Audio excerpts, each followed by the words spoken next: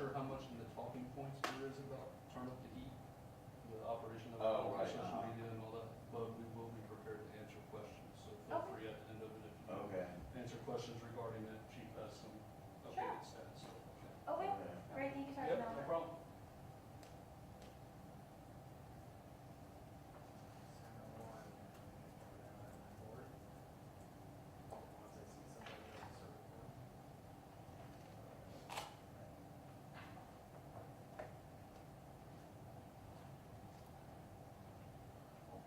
Won't be able to hear you unless you're on headphones.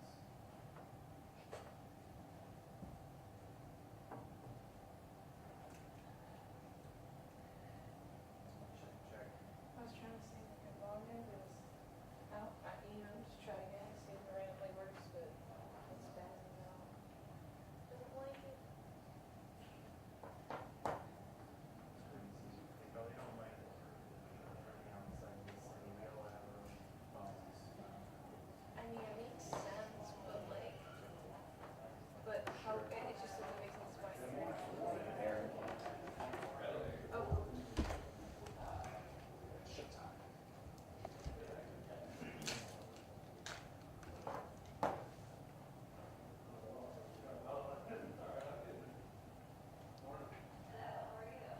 Camera one is wide, camera two.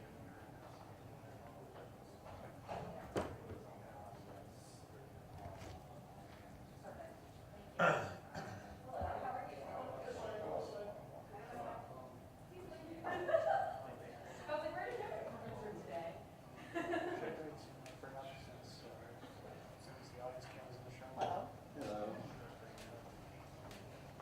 Okay, can you do wide then?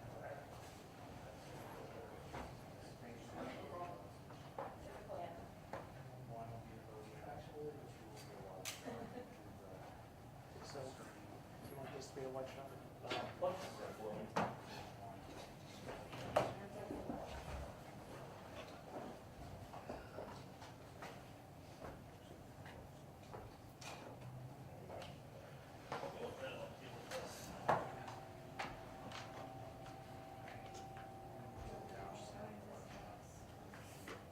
Move your copy over, see what's what. Thank you. That's what I would do. Right. I'm sure we can.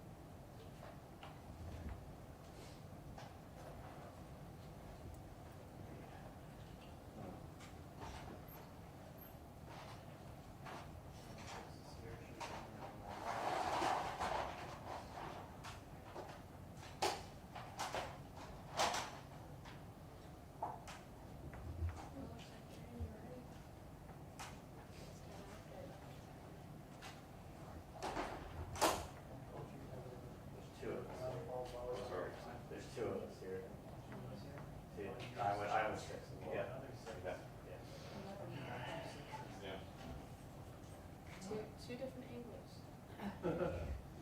Co-ways.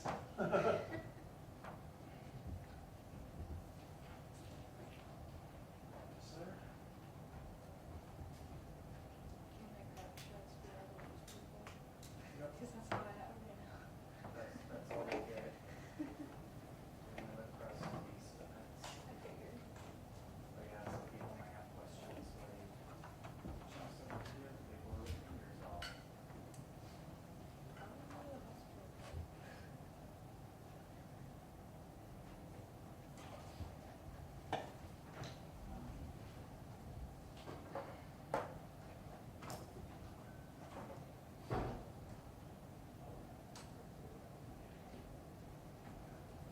Who's Glenn?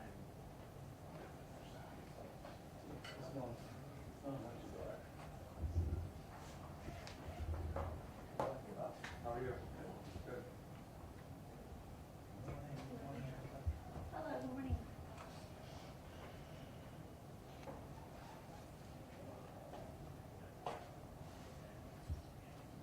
There's more. So You got it. add on one.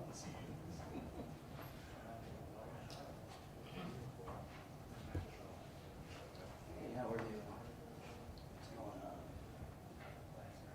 Yeah. And this weekend, everybody might. No.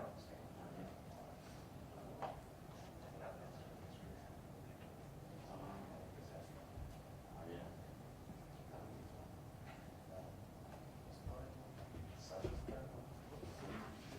Oh, right, yeah, well, I don't know. It takes a while to get away. Yes, right. Yes, the family things are always a little stressful. All this common How are you? How's it going? shot, focus, I'll take your shot. Did Todd end up picking up those interviews? Wait, what again? Yes, they were both signed on. I appreciate that. Heads up.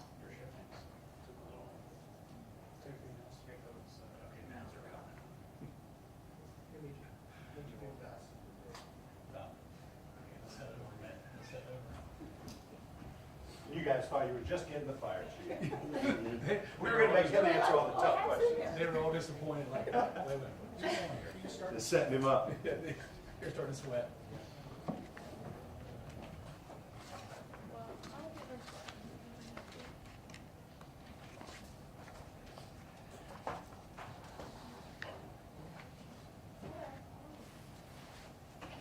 So you weren't late at all. Right? I was right on time, I knew it. Good morning, everybody. Thanks for joining us. I want to thank Chief Bryant and Division of Police, Chief Happ and the Division of Fire, and thank you all for joining us. As we approach the 4th of July, we're once again preparing to celebrate our city's biggest event of the year. Red, White, and Boom is back on July 3rd, and the City of Columbus, including CPD, the Division of Fire, our law enforcement partners across the region are working hard to make sure that you and your families have a safe and healthy holiday celebration. We're all hands on deck here at the city because your safety is our top priority. Know that we're being proactive and purposeful on a variety of fronts: neighborhood safety, traffic management, and roadway closures, youth engagement, fire safety, heat safety, and more. That's why you see both the divisions of police and fire here with me today.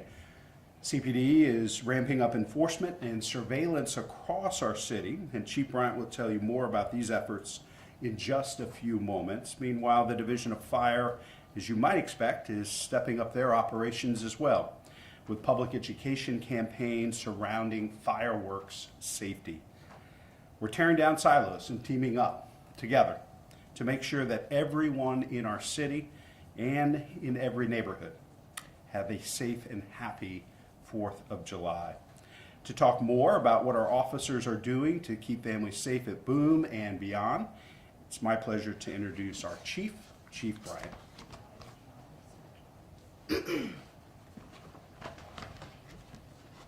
Good morning. Thank you, Mayor Ginther. So this is my second Boom, so I'm really excited. So what I saw last year was amazing, and looking forward to to the celebrations. As with every major event that comes to Columbus, we have a security in place to ensure that everyone has a safe and enjoyable time. Officers will be on foot, on bicycles, horses, and in cruisers. Plainclothes officers will be positioned throughout the city and downtown. First shift and third shift officers will patrol the neighborhoods, and that's important because our calls for services are a priority to us as well, and we will make sure that we continue to answer those calls for service. Mobile cameras will be placed throughout the downtown area, and our watchtowers will be up as well. Prohibited items. We're asking everyone to leave their valuables and weapons at home to ensure everyone has a great time. Drones are prohibited for use in the downtown area, and coolers are allowed. We're asking, if you're going to bring a cooler, to put your name and your phone number on the front of the cooler, because unattended coolers will be confiscated. So we're asking that you do that so that we have the ability to maybe be able to track you down before we do that. Missing children.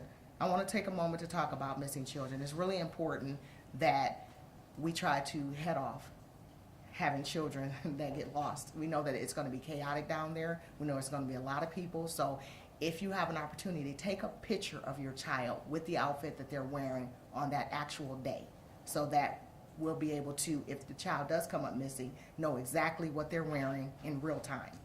We're asking that you visit one of our 5 missing children booths. We'll be able to give you those locations later about where they will be located. If you go there, you'll receive a bracelet for your child. You can complete a registration form, and that will help us in reconnecting missing children a little faster. We're also going to have a youth zone this year. We had one last year, and the whole point of our youth zone is twofold. It's to obviously give the children something to do before the actual event, the fireworks take off, but it's also an opportunity to have our youth engage with our first responders. So we'll be there along with Chief Happ and some of his firefighters, his first responders. So it's an opportunity for the children to engage with us. Lastly, we're asking for everyone's patience while driving in. It's going to be crowded. We know it's going to be crowded. We're asking you to be patient. We're partnering with our partners, our Ohio State Patrol. They're helping us out. They're going to be manning our freeways. Everyone knows you're not supposed to stop on the freeway when you watch the fireworks. Please don't do that. That's a safety hazard. We want you to wait a little while when the fireworks are over to leave, and be patient. It's going to take a while for everyone to get out, but we will make sure that you get home. So at this time, I'm going to bring Chief Happ up to talk a little bit more about the safety aspect. Thank you, Chief Bryant. Mayor, thank you. I'm always happy to stand with our mayor and our partners in public safety, especially when we can share information that will help keep our residents safe. Like Columbus Police, the Division of Fire has a safety plan in place to protect everyone coming down to Red, White, and Boom. That includes fire prevention, inspectors evaluating and inspecting the fireworks launch zones. We'll also have engines and personnel out there ready to protect the area around the fireworks display, and multiple EMS units throughout the event area to help with any medical situations that might arise. We're just as excited as everyone else to celebrate our nation's independence, but we know this holiday brings with some risk, and we want to be aware of it and prepared for it. Columbus law differs from the state law when it comes to consumer-grade fireworks. Here is what is allowed. We call them the 5 S's: sparklers, smokes, also known as smoke bombs, snaps, snakes, and sparkling fountains. What is not allowed in the city of Columbus is anything that's shot up in the air, anything that explodes, anything in the air or the ground that explodes is not allowed. Anything that is self-propelled, for example, jumping jacks, are not allowed in the city of Columbus. These laws are in place to protect you, your family, and your property. Every year around the country, accidental fires and injuries are caused by fireworks. The density of our population and neighborhoods lends itself to these very real dangers if using fireworks improperly. We want everyone to have fun, but we want you to do it safely. Columbus spends a great deal of time and resources to provide a wonderful downtown experience during Red, White, and Boom. We ask all of you to join us in keeping this safe, family-friendly celebration that it's been for so many years. Thank you. Thanks, Chief. Thank you, Chief Happ, and thanks again to Chief Bryant and all our officers and first responders for going above and beyond during this busy time. If you don't understand or grasp the importance of fireworks and fire safety around this time of year, I'd encourage you to talk to an ER doctor or nurse who sees young people and people injured by fireworks that, again, are illegal in the city of Columbus and not permitted. It can be pretty devastating if you hear some of those stories of what those doctors and nurses see around this time of year. Really important to do everything in our power to protect our kids, our families, our neighborhoods. Bear in mind, this is a community lift. This isn't just on the fire chief and the police chief. We need all of you to step up as well. I've said it before and I'll keep saying it. Leave your guns at home and lock them up. And while you're at it, lock up the ammunition. We got a gun problem in this country, and far too often teens and kids are getting their hands on weapons that they never should have been able to access in the first place. Parents, we need you to keep tabs on your teens and youth in your lives. Know where they are, know who they're with. Set a curfew in your home and enforce it. We're doing everything within our power here at the city to promote safety and security, but we can't be a parent to every kid in the city of Columbus. When you aren't around or you're spread too thin, lean on your support systems, your family, your neighbors, your friends, to be there for your kids when you are otherwise need to be at 10 places at once. And folks, remember to keep an eye on the forecast, to be mindful of the heat and humidity. Like everything else, our focus on Boom is comprehensive. It's collaborative, it's ever evolving to address the facts and the reality on the ground as they unfold. We'll remain in contact in the coming days to share any important updates, traffic, and safety notices, and all you need to know to make the most of your holiday festivities. We'd be happy to take any questions from you. We've heard from people, I'm not gonna go to Red, White, and Boom, I'm afraid of getting shot, or I don't wanna be in a large crowd, I'm afraid of getting shot. What do you all have to say to those people who are making these comments to assure them, if you do go to Red, White, and Boom, you will be safe? Yeah, I think it's really important to look at the facts and look at the record. I mean, you know, obviously Boom has been a great, safe, family-friendly event for years. Last year, you know, for the first time in a couple of years, we brought it back. It was safe. It was great. I'm really proud. I don't think the Division of Fire and Police have ever worked closer together than they are now. And that gets, you know, that starts at the top, the way Chief Bryant and Chief Happ respect and work and collaborate with each other. And I'm really proud of that because it makes us all safer and stronger. I think, you know, the number of events we've already had this summer, I think the Division of Police and Fire have done an outstanding job. When we have the largest Pride Parade in the Midwest, and 700,000 people came to that event. You know, obviously we've already had a very safe and successful arts festival, concerts downtown. Downtown is safe, and it's because of our police officers, our firefighters, but also the community looking out for one another. If you see something, say something, sharing information with police. That's why we have the incredible closure rates, great police work, but community offering up tips and information. So, you know, we think that Boom is going to be another great success story, and one that's safe that you can bring your family to. On Memorial Day weekend, we had the issues with the street takeovers. There's some shootings. And there's also already seeing things on social media about something like that. You know, this weekend things seem kind of planned. What are the plans that Police Division has to monitor that in light of Red, White, and Boom going on at the same time? You've got two things going on at the same time. Yeah, I'll let the chief speak to that because she made a critically important point.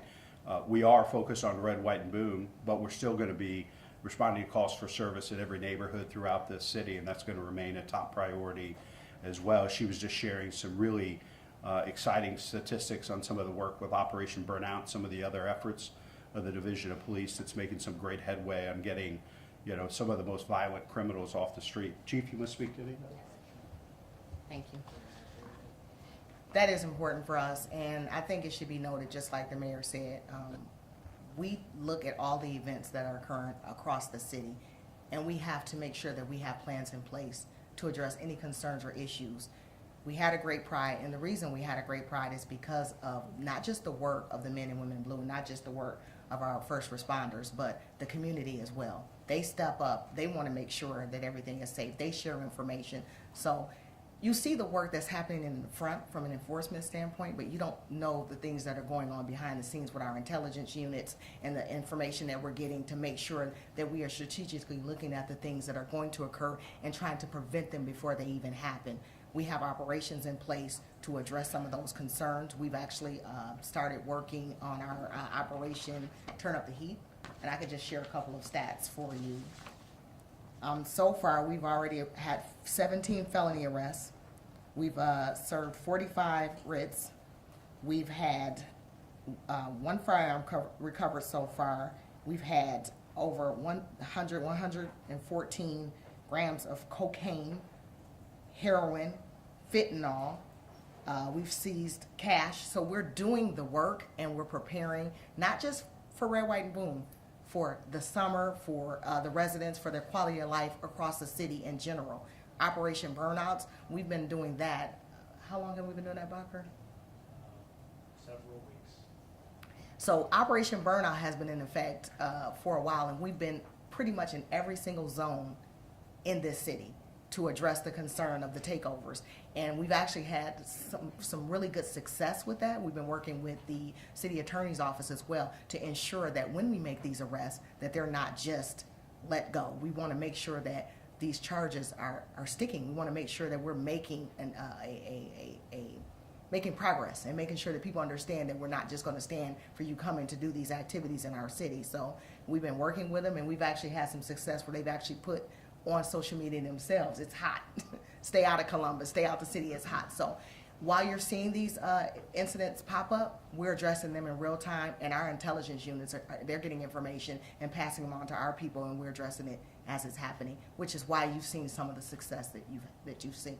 How will it be on Monday with resources focused on Red, White, and Boom and these things happening on We the have rest of resources everywhere on Monday. When I tell you that we're prepared for Monday, we have our resources for Red, White, and Boom, but we also, like I said, we know how important our calls for service and our officers are in neighborhoods, so we've addressed that across the board. Our officers, they really step up, and they want to make sure when they took that oath to be a law enforcement officer to protect and serve, they took that really seriously. So a lot of them, they will be enforcing the laws. They won't be down here enjoying the fireworks with their families. They'll be making sure that you can enjoy it with yours. On Wednesday night, there was a shooting. 2 teens were shot in the same area where everybody's going to be for Red, White, and Boom. With what happened on Wednesday night, any changes in the security plan, any additions? No, the security plan is a very good security plan. I will bring Commander Ginther up to talk a little bit about the shooting. What I will say is this, we've determined so far that this was not just some random act of violence. So we're always addressing those concerns, but I'll let him come up and give you a little information.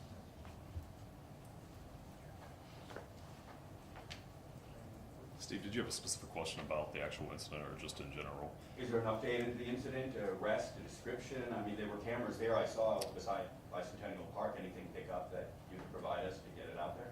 Yeah, so we always try to be strategic with our investigations, and right now the detectives are trying to locate the cameras and try to find the right parts and see what we can put out. And as soon as we have that information, I'll make sure that we get with you guys and we can put that out and see if we can't, as the mayor was saying, have that support and have that help from the community. It takes all of us, the detectives and the community, so we will do that as well. I'll support what the chief said. Preliminary right now, the details do not indicate that this was some type of random act. And, we ask, these parents to keep an eye on their kids, have that, there's gotta be a responsible individual there. We gotta have individual accountability. All that plays into factors. So that's what we're asking for. But I'll commit to you that our detectives are working around the clock. They're doing a great job, and it shows through their efforts, through the statistics. Along those lines, if teens do start acting up at Red, White, and Boom, start causing violence, how do you plan to handle that? Any differently than you would an adult? Some of these teens are proving to be very violent recently. Chief, for you. Yeah. We are going to handle it the same way that we would when anyone is in danger from an act of violence. So we're going to do our part to ensure that we address that concern immediately. We'll be working with our partners as well, the justice system, obviously, with the courts, with the prosecutors, for that message, to make sure that they understand that how important it is. It's not about necessarily the age of that person, it's about the act that they're committing. So if there is a threat to anyone, we want to make sure that we address that immediately. And then what do you want to say to families who were planning to come down? You're sending the message out that it's safe, but then, you know, Wednesday night there was this shooting, and now families are maybe thinking, well, I don't know if I want to go. Like you know, we were saying earlier, it may not be safe. I want to encourage people to come down and have a good time. We had a great Red, White, and Boom last year. We had a great Pride. We had a great Juneteenth celebration. We had a great Comfest. We had a great marathon. We have some really great events. I don't want people to get caught up on a particular incident, but rest assured that we're doing everything we can to make sure that it's going to be a very safe event. And so that's the message. The message is come down, enjoy yourselves, enjoy your family, and let us worry about that. We got this. What's your message for community members who time and time again hear that, you know, it appears that this shooting was not a random act of violence, yet there doesn't seem to be an arrest following that. What's your message for community members who may be thinking, well, if you know it's not a random act of violence, why aren't we seeing anything done to stop this or any accountability for this particular incident? We have a 94% closure rate in regards to our homicides. We've closed 71 cases so far this year. 75 out of 75. 79. So we're doing a really good job in the accountability part. Unfortunately, it takes a lot. It's not just a matter of, I know you did this, we're going to arrest you. Sometimes it takes time, and people need to be patient. A lot of investigations, they're not like you see on TV. It's not a 24-hour or 1-hour incident. Sometimes it takes time to build cases and to be able to get that conviction and that closure for that family. But our detectives work relentlessly around the clock to ensure that we're addressing that. And not only that, from an enforcement standpoint, but from a prevention and a proactive standpoint, we're working with Molly from the Columbus Violence Reduction. We're also working with Director Shack in regards to youth, the prevention. So there are things that are happening behind the scenes that you may not necessarily see all the time or hear about that we're addressing to ensure that we are trying to get the shooters to stop way ahead of time. We're trying to get them resources so that they can become productive citizens in our city. So I think, Chief, you're absolutely spot on. I think one of the things, as we dance here, the comprehensive approach is prevention, intervention, and enforcement. And I think many of you have already reported on our first call-in that we shared with you all around Columbus Violence Reduction, part of that group violence intervention effort that we've been working with renowned criminologist David Kennedy on, and all the stats play it out. I mean, there are fewer than 500 folks in a city of nearly 1 million people that are committing 50% of the violence, and oftentimes it's a tit for tat, retaliatory effect. And so that effort is really focused on those individuals, and we're starting to make some headway there. I think this week we had targeted 40. We had 20 folks commit and 17 show up. So we're making progress there, but that's going to continue to be a focus of ours moving forward, because we're not going to let a very small group of people drive violence in our city. So we're going to give them options, but if they don't choose to change their life and choose a different lifestyle and put the guns down, we're going to put the city, county, state, federal prosecutors on them and get them off our streets. Can the fire chief talk about, you mentioned earlier about the families who want to have their own red, white, and boom in their own backyard? What's the message you want to send to them? Thank you for that. Thanks for inviting me to the podium to talk about it. So I'm glad to answer that. So, yeah, so to all of our neighborhoods that are out there that have bought in fireworks, they're still not allowed in the city of Columbus. You know, we do. So be very careful. What we have found over the years is when we go out to the neighborhoods, we see young kids setting off fireworks, you know, and adults are standing right by. That is absolutely not safe. We highly do not recommend it. We recommend you coming down here and enjoying Red, White, and Boom with us. So safety is always imperative, but it gets back to what the mayor and Chief Bryant said is family members, take care of your kids and make sure that they're being safe. Chief Happ, Yes. do you have any advice for people who are there watching the show to not add fuel to the fire while this giant fireworks show is going off? What advice do you have for Yeah, that? so just keep your own personal fireworks to yourself. Keep them for when you go out of town and you go someplace else on vacation. But they're just not allowed in the city of Columbus. And if what happens, that distracts our efforts to what we need to be, focused on by heading out. We will have teams that are teamed up for around the city to respond on events like this, to shut down any fireworks and confiscate fireworks that go on in the city of Columbus. So. I have a question. That Red Right Boom Night is a busy night for 911 operators, and people will be setting off fireworks. Do you encourage people to call in with every time there's a report of a firework, or how do you handle that? Absolutely. How would you like to handle that? A great question. Over the years, we've had numerous people calling in to our alarm office. We have asked the dispatchers to send them over to fire. Then we take that call, we analyze it, and we get the proper people out there to go investigate. And that's our teams that will go out and shut it down, whether it be a fire truck or actually some of our fire investigative team. So. Given the air quality issues, and given the air quality issues recently, one, are there worries that viewing may be disrupted at this event this weekend next week because of that? And two, is there any messaging going out to viewers about maybe wearing gear to protect themselves in a way like an N95 mask or something to keep particles out? Chief?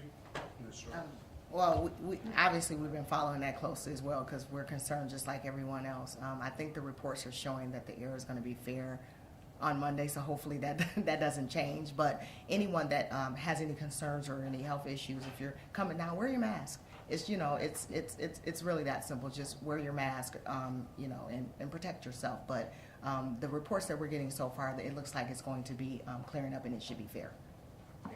Can you tell us Operation Moonlight, those officers, will they be placed in the neighborhoods, will they be placed downtown? How's that? Operation Moonlight is Friday, Saturday, Sunday. It's Monday. That's good.